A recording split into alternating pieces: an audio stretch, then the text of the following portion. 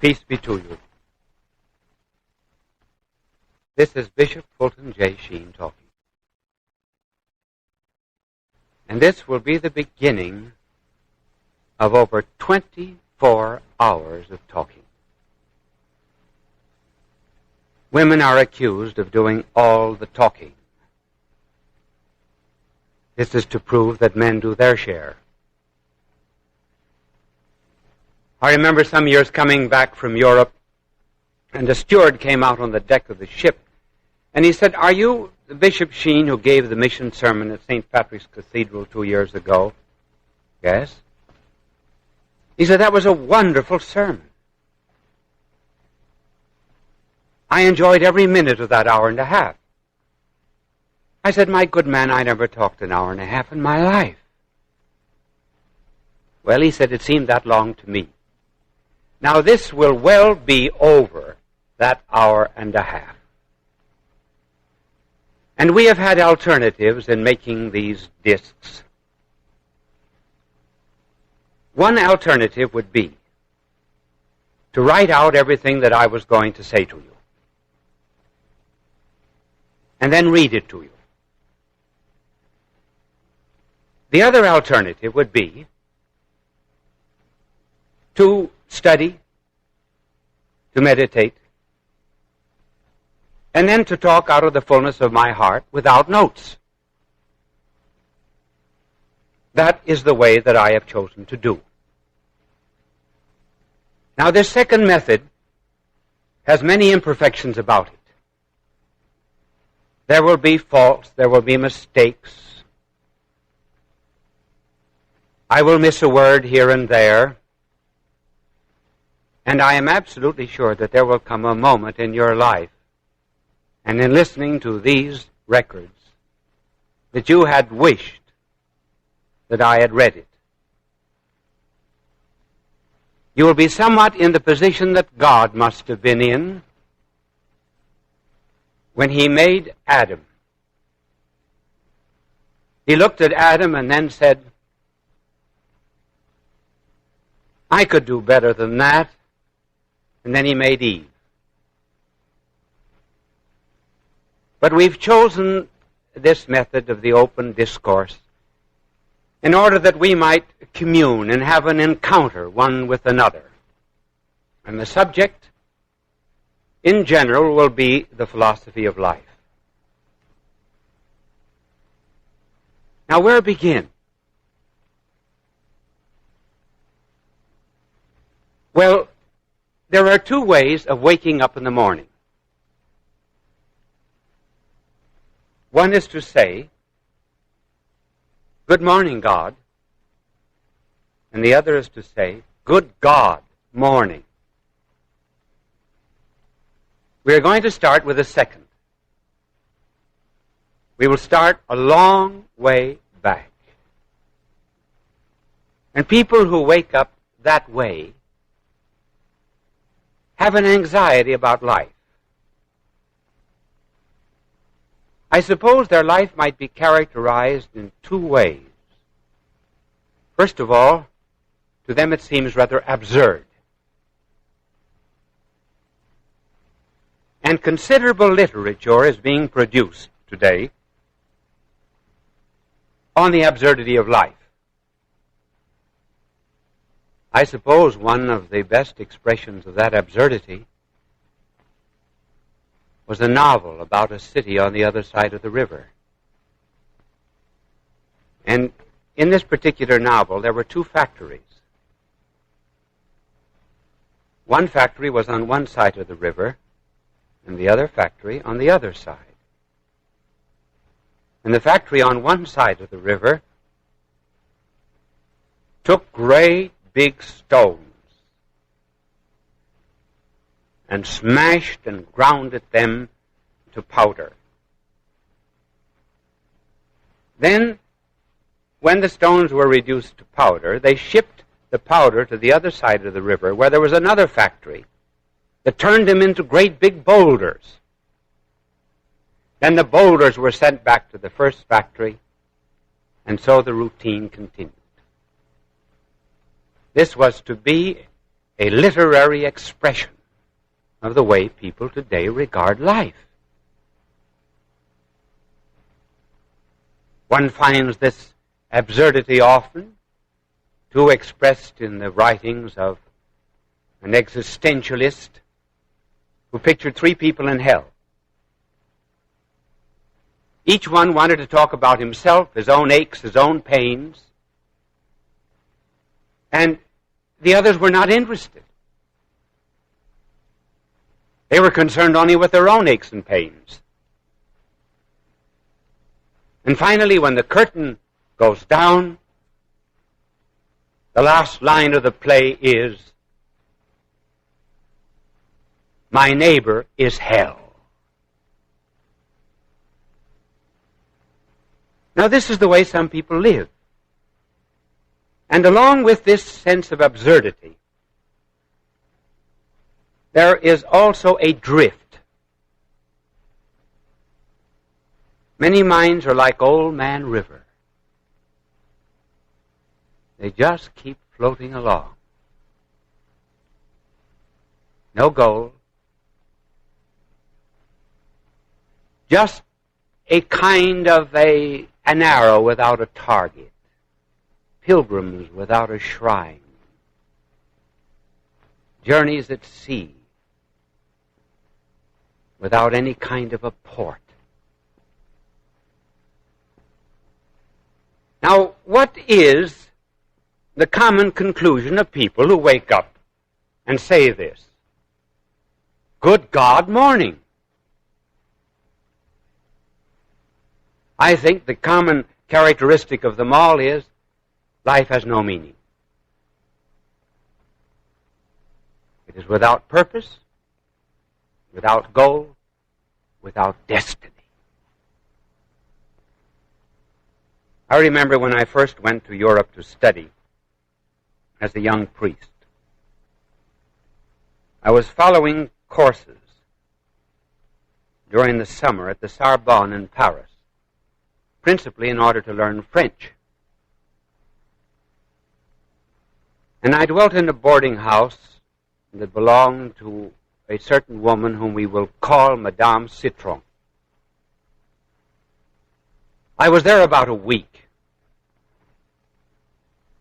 And she came to me and said something, but it was all French to me.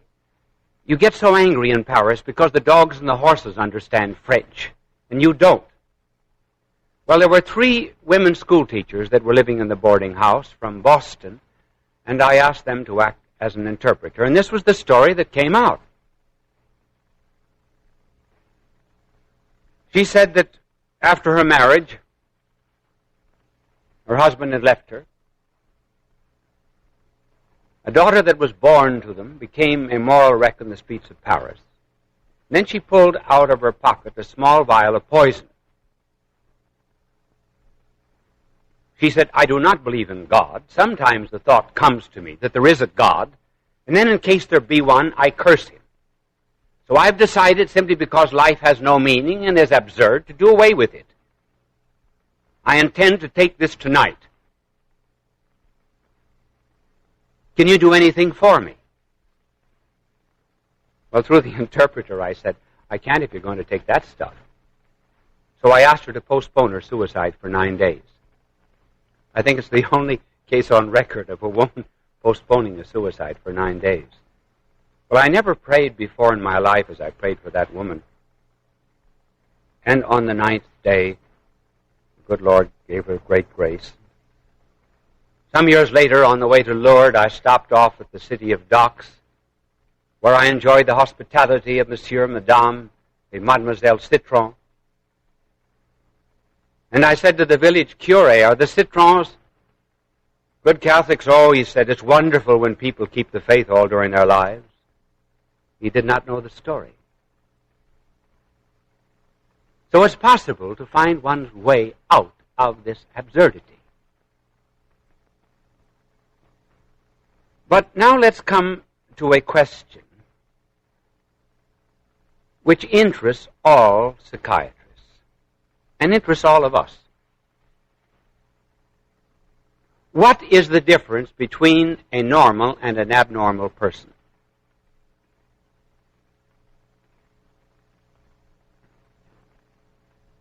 The difference is this. A normal person always works toward a goal or a purpose. The abnormal person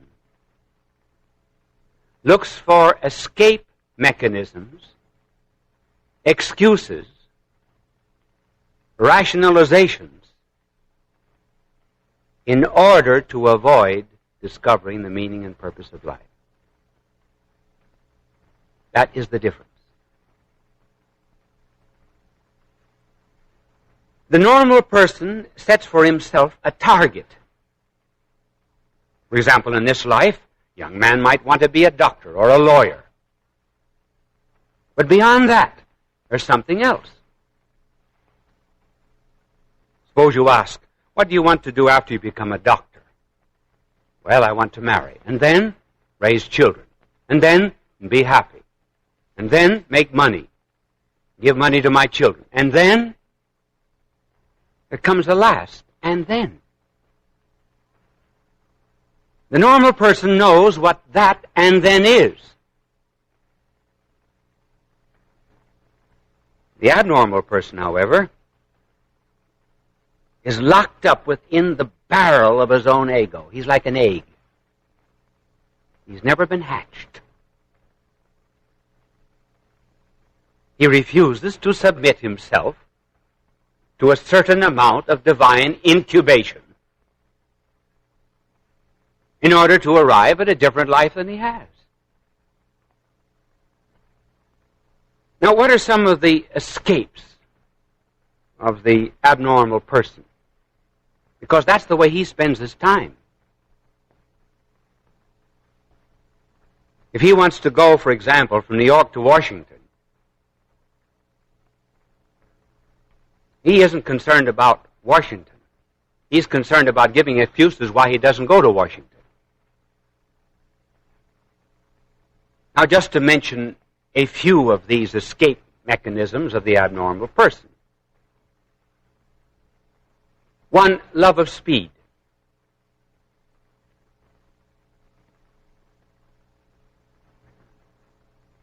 I believe that an excessive love of speed, or should I say, a love of excessive speed, is due to a want of a goal or purpose in life. So they do not know where they're going, but they certainly are on their way. And there may even be an unconscious or half-conscious desire to end life because it is without purpose. Another escape would be sex, throwing oneself into business in an abnormal kind of way, in order to have the intensity of an experience atone for a want of goal or purpose.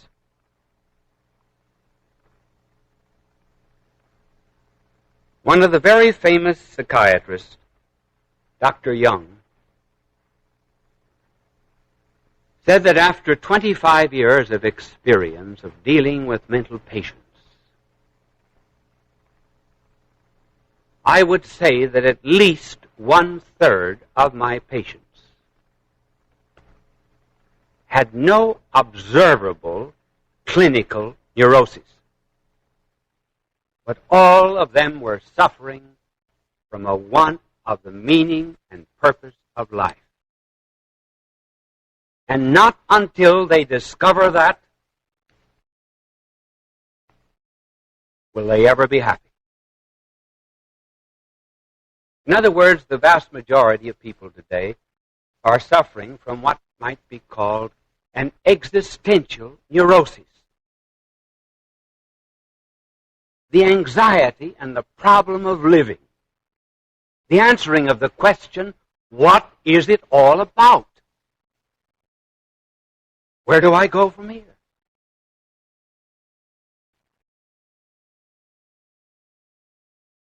Now, how find it?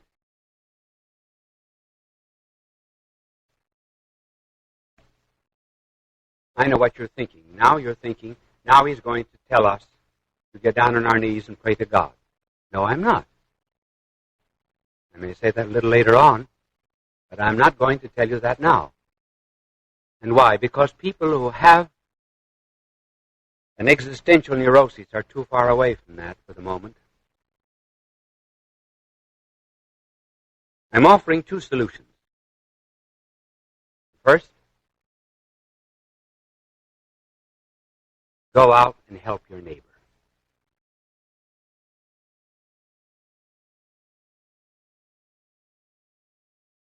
Those who suffer from an anxiety of life do so because they live only for themselves.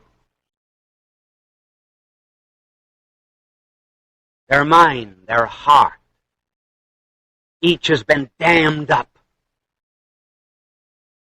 And all of the scum of the river of life makes of the heart and mind a kind of a garbage heap.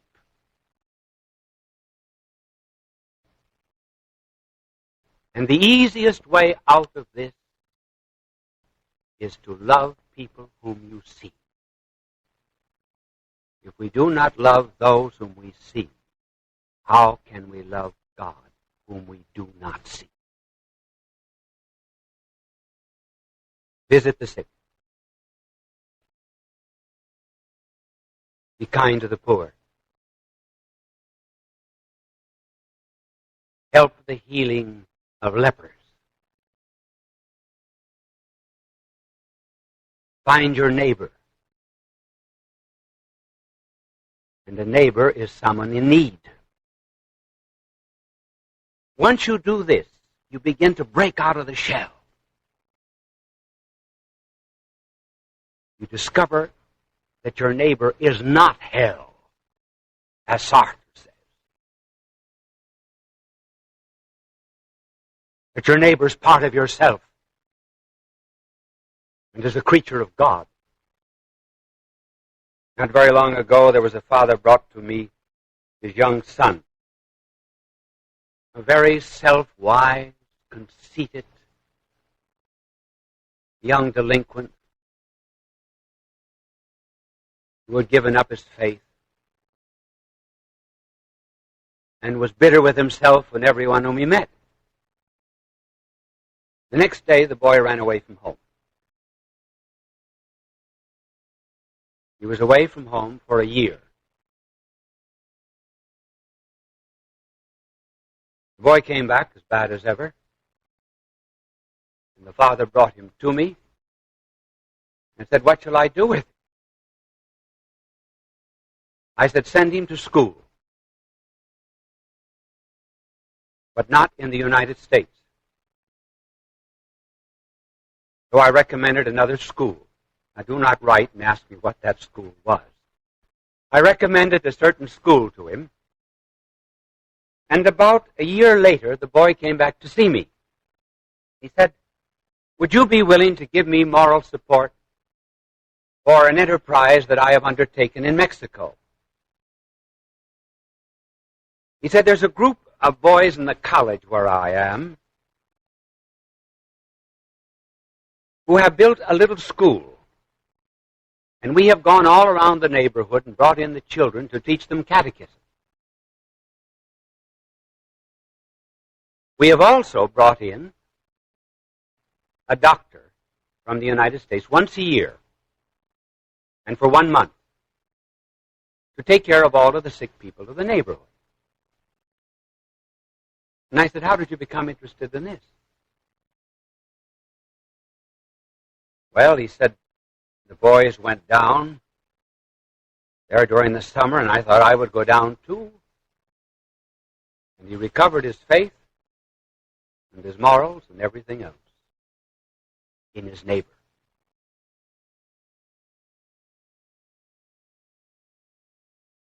It is the poor, the indigent, the needy, the sick, fellow creatures of God, who give to us great strength.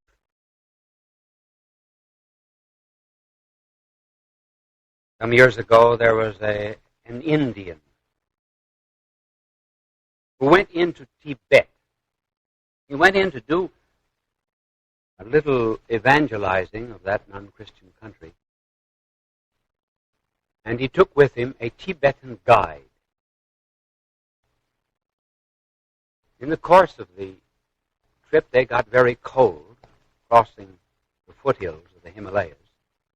They sat down, exhausted, almost frozen. And this Indian, whose name was Singh, said, "I think I hear a man moaning down there in the abyss." And the Tibetan said, "Well," he said, "you're almost dead yourself. You can't help him." And Singh said, "Yes, I will help him." So he went down, dragged the man out from the abyss the best he could, and carried him to the nearby village, and came back completely revived. Revived by that act of charity.